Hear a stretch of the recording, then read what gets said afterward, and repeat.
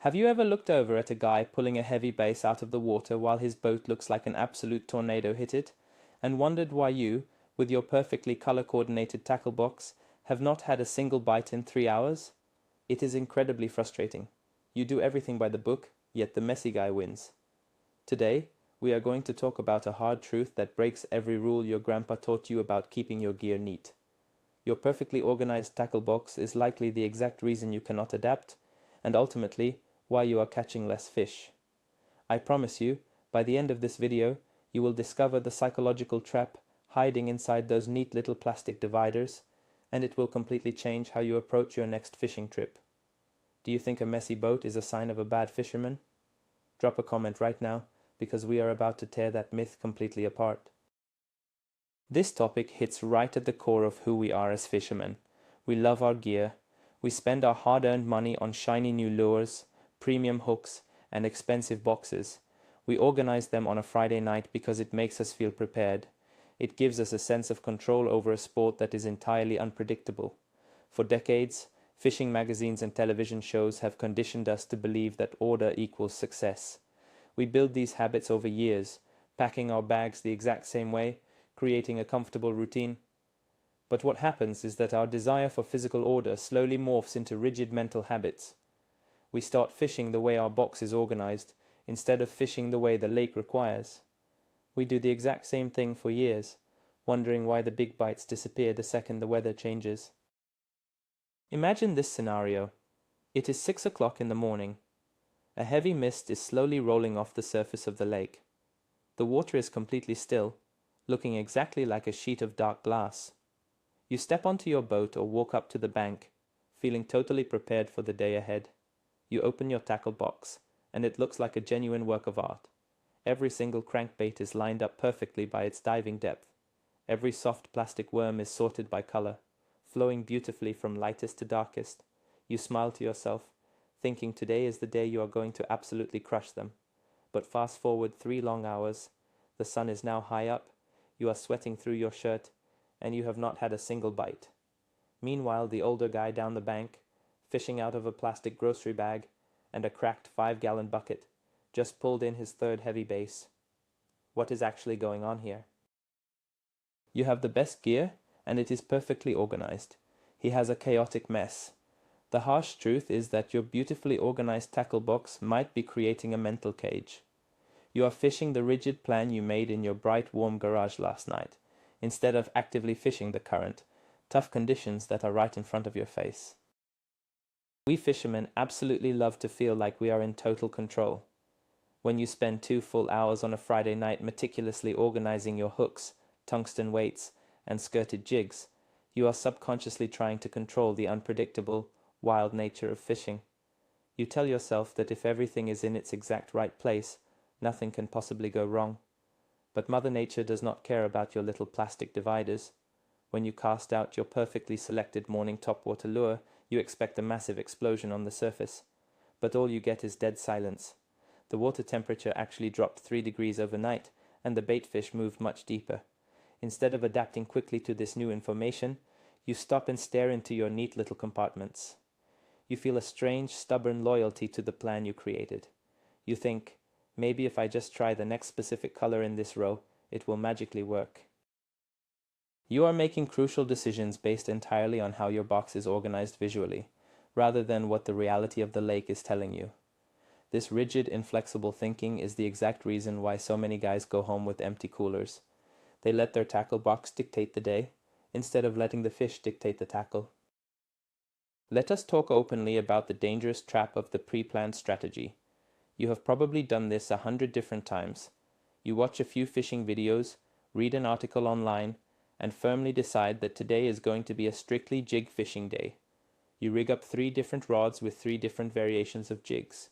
You have your absolute favorite confidence baits locked and loaded. You arrive at the water, and right away, you see obvious signs that contradict your entire plan. You actually hear bluegills popping small insects off the surface right under the overhanging willow trees. A smart, adaptable fisherman would immediately tie on a small popper or a floating fly to match the hatch. But what do? You look down at your beautiful row of tied jigs, and you completely refuse to change. You convince yourself that the really big fish are down on the bottom, patiently waiting for your heavy jig. You spend the next 4 hours stubbornly dragging heavy lead across the mud, while actively feeding fish are completely ignoring you near the surface. Your strict organization gave you severe tunnel vision. You became so focused on executing the perfect jig strategy that you completely ignored the absolute gift the lake was trying to hand you. There is a massive psychological hurdle we all face on the water, and it is known as the sunk cost fallacy. When everything is perfectly organized, making a drastic change feels like ruining a carefully painted masterpiece. Imagine you are standing on the bank. The wind suddenly shifts directions, blowing hard and directly into your face. Your lightweight finesse worm, which was working perfectly just an hour ago, is now nearly impossible to cast. You desperately need to switch to a heavy spinnerbait to effectively cut through that heavy wind. But doing that means cutting your main line. It means taking that perfectly rigged finesse bait, untying the knot, and trying to find an empty logical slot in your pristine tackle box to store the wet lure. Then you have to dig out a totally new lure, tie a brand new knot, and mess up your neat dry system. Because of this slight annoying inconvenience, you decide to just stick it out with the lightweight finesse worm.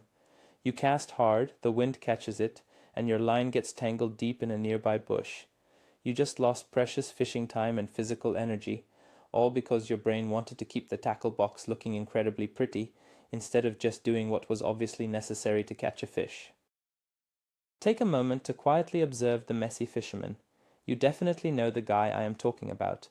He shows up in an old beat-up truck, carrying a single rusty metal box where crankbaits, heavy spoons, and oily soft plastics are all tangled together into one giant terrifying ball of sharp hooks. On the surface it looks like an absolute disaster. But watch very closely how he actually fishes, because he has absolutely no rigid system, he has absolutely no rigid expectations holding him back. When the bite gets tough, he reaches into his tangled mess and pulls out literally whatever his hand touches first. Maybe it is a weird bright pink worm that he has not actually tied on in 5 whole years. He tosses it out there, and boom, a massive fish hits it instantly. Why exactly did that happen? Because the fish see the same perfectly presented, logically chosen natural baits all day long from everyone else. Every guy with a neat box is throwing the exact same green pumpkin pattern. The messy guy throws a wild curveball. He adapts by accident, sure, but the vital point is that he is not afraid to break the rules. He is not locked into a color-coordinated matrix of very bad, predictable decisions. Comfort zones are the ultimate enemy of a highly successful fishing trip. Your perfectly organized tackle box is basically just one giant plastic comfort zone. You probably have one specific tray that you deeply consider your lucky tray. It contains the exact baits that caught you a giant fish 3 long years ago. Whenever the fishing gets tough, your hand automatically reaches straight for that exact tray. You completely ignore the other 90% of the expensive gear you brought with you. You might have the absolute perfect lure sitting in the bottom compartment, but you never even open it because it is not part of your usual comfortable routine. I have seen grown men spend hundreds of dollars on brand new, highly innovative tackle, only to leave it sitting in its original packaging at the very bottom of their bag. They just cannot bring themselves to disrupt their carefully arranged top tray. If you are only fishing the handful of baits you are comfortable with, you are only fishing the specific conditions you are comfortable with. And let me tell you a very harsh truth today. The biggest, smartest fish in the lake absolutely do not live inside your comfort zone.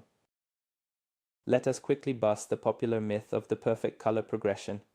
Many old school fishing articles will clearly tell you to start with natural colors in clear water, and smoothly move to bright, loud colors in stained water.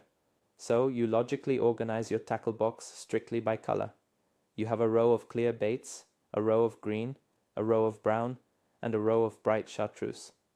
When you get to the lake, the water is a little muddy. Your perfectly logical brain says, okay, I must start with the dark brown, and if that fails, I will move to the bright yellow. You spend 1 full hour on brown, 1 full hour on yellow, and catch absolutely nothing. Meanwhile, the fish were aggressively feeding on silver baitfish that got pushed into the muddy water by a passing boat. You never even considered throwing a silver bait because, according to your rigidly organized color chart, silver absolutely does not belong in muddy water.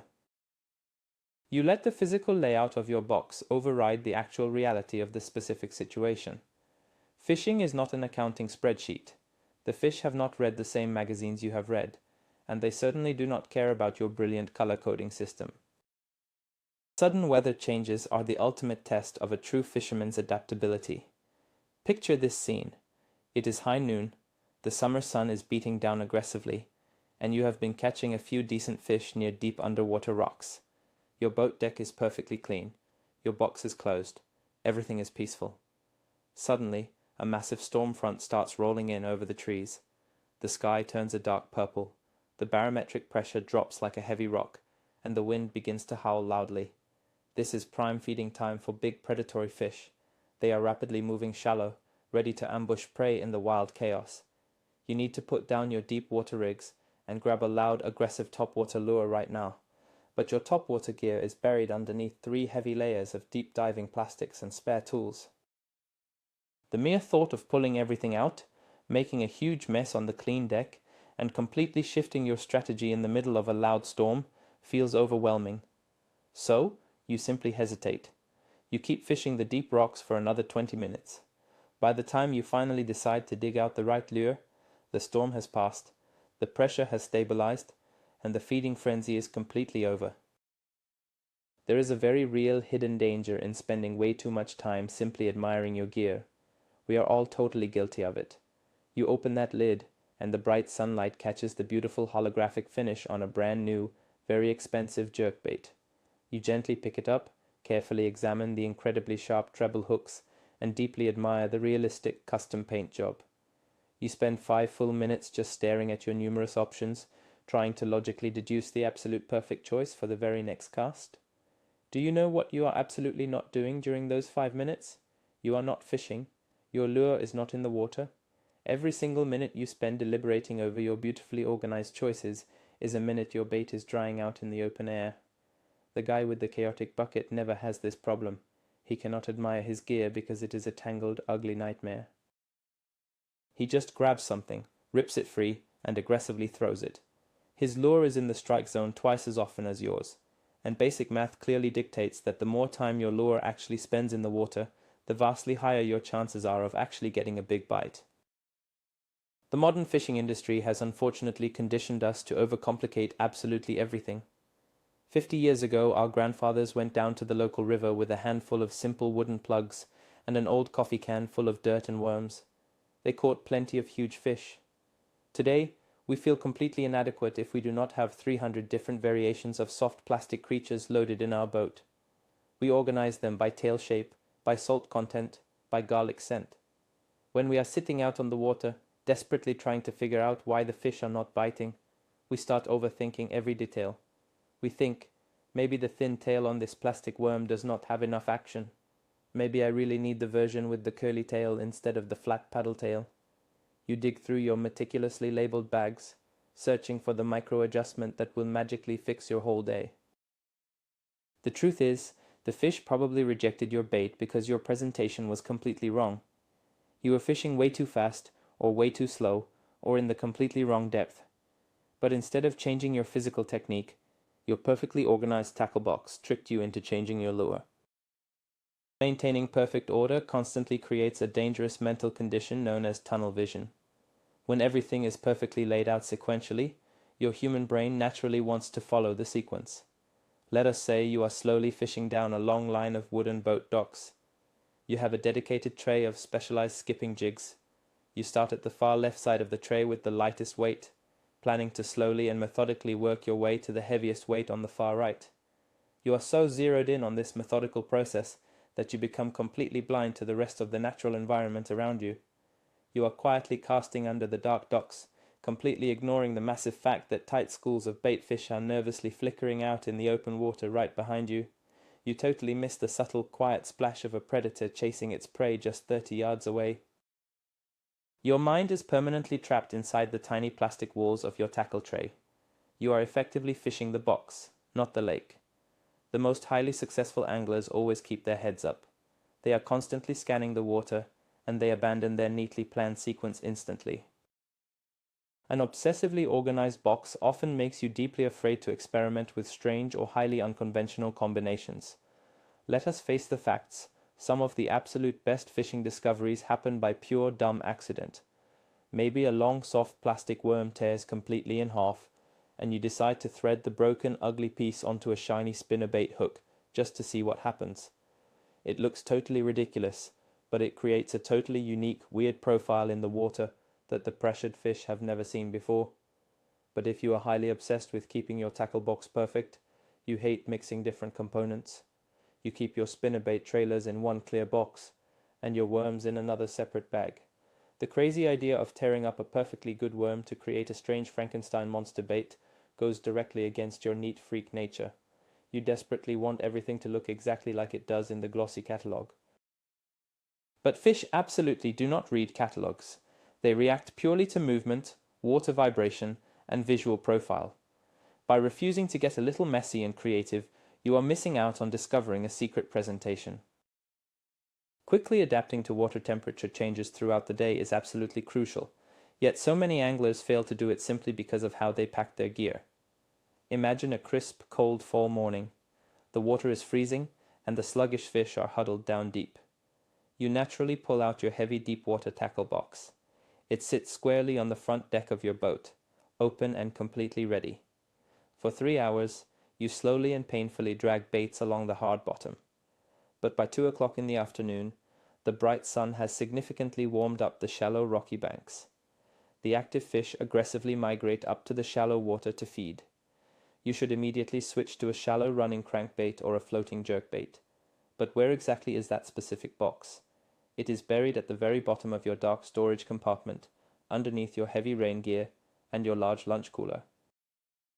Your morning setup looks so incredibly perfect and organized on the deck, you subconsciously decide it is simply too much hassle to pack it all away. You stubbornly stay out in deep water, freezing and catching nothing, while the fish are having a wild feeding frenzy in the warm shallows. There is a very strange, undeniable psychological pressure that comes directly with having a huge, perfectly organized collection of expensive lures. It is the heavy pressure of constantly justifying your past purchases. Over the long winter, you bought 40 different colors of a brand new, highly advertised lure. You spent countless hours placing them carefully into a custom box, sorting them beautifully by shade. Now you are finally on the water, and you feel this overwhelming, heavy need to prove to yourself that buying all those lures was a really good financial idea. So, what do you actually do? You tie one on, cast it 10 times, catch absolutely nothing, and immediately switch to the very next color. You repeat this frantic, crazy process, cycling rapidly through 20 different lures in a single hour. You never give a single bait enough time in the water to actually work. You never slowly figure out the correct retrieval speed. You are just checking boxes off a mental list, rapidly rotating through your pristine collection. You are sadly fishing for personal validation, not for fish. A guy with only 3 dirty lures is forced to learn how to make them work.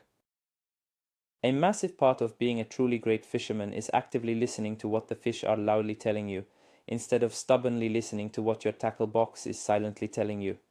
Every single cast you make is a valuable piece of information. Suppose you are throwing a white spinnerbait, and you distinctly feel 2 sharp taps, but you get no solid hookup. The aggressive fish are short striking the bait. They are clearly interested, but they are completely missing the main hook. The totally obvious solution is to quickly add a small trailer hook to the back of your lure. It literally takes 2 seconds to slide one on. But wait a minute. Your sharp trailer hooks are kept in a tiny, airtight, perfectly sealed compartment inside a secondary box stored deep in your backpack. Getting to them actively means stopping everything, sitting down, unpacking, and completely disrupting your smooth flow. So, you lie to yourself and say, the next fish will hit it harder. I do not really need a trailer hook right now. You make another cast. You get another short strike. You miss another fish. Your intense desire to avoid messing up your organized system just cost you. Let me briefly tell you a story about the broken, ugly lure. Every old, experienced fisherman has one specific bait that looks like it barely survived a violent war. Most of the shiny paint is completely chipped off. One of the realistic eyes is missing, and the back hook is slightly bent. It usually sits neglected in a messy pile at the bottom of a dirty bucket, but for some weird reason, That ugly piece of trash catches way more fish than the brand new $30 lures shining brightly in your perfectly organized box. Why is that? Because absolute perfection is highly predictable. A brand new lure moves exactly how the factory engineered it to move. It looks perfectly healthy and natural, but apex predators in the wild do not usually target the perfectly healthy, normally swimming baitfish. They actively look for the injured, the erratic, the dying. That old broken lure with the bent plastic lip swims with a weird, totally unpredictable wobble.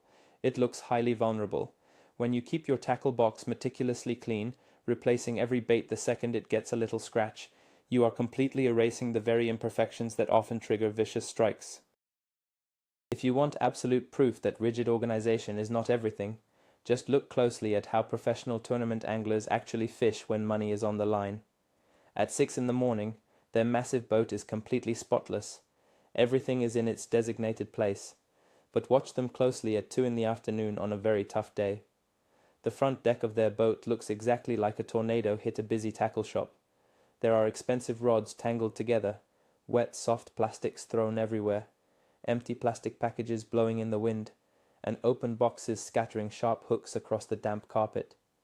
Why does it look like this wild disaster? Because the pros deeply understand that when the tournament clock is loudly ticking, rapid adaptation is the absolute only thing that matters.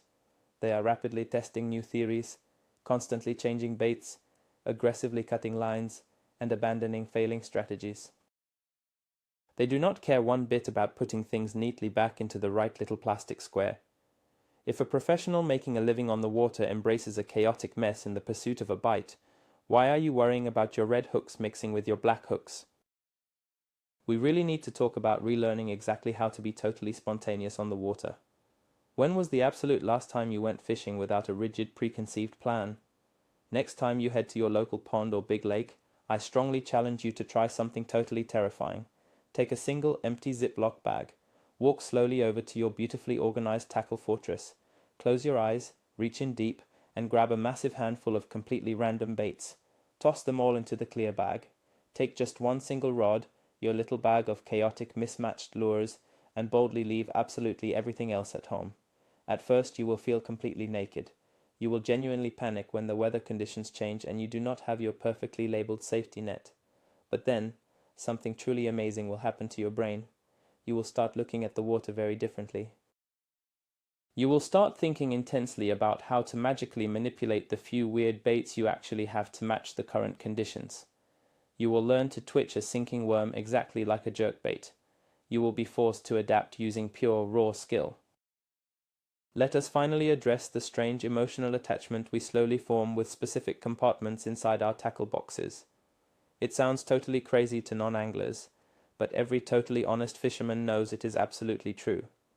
You highly trust the specific baits sitting in the top left corner far more than the identical baits in the bottom right corner. Maybe it is simply because the top left is physically easier to reach when you are sitting down. Maybe you subconsciously put your most expensive favorite lures exactly there. Over a long time you build a massive mental wall. You convince yourself that the baits hidden in the bottom of the box are somehow drastically less effective, even if they are exactly what the current weather situation calls for. I have watched grown guys struggle for 4 hours, desperately trying to force a top-shelf crankbait to work in heavy green weeds, while a totally weedless frog sits totally untouched in the bottom drawer. They completely refuse to open the bottom drawer because it breaks their safe mental routine. If you let the physical layout dictate your confidence, you are defeating yourself before the first cast. The ultimate, profound realization every single experienced angler must eventually reach is that true, elite preparation is entirely mental, not physical. A perfectly organized tackle box is simply physical preparation. It naturally makes you feel really good.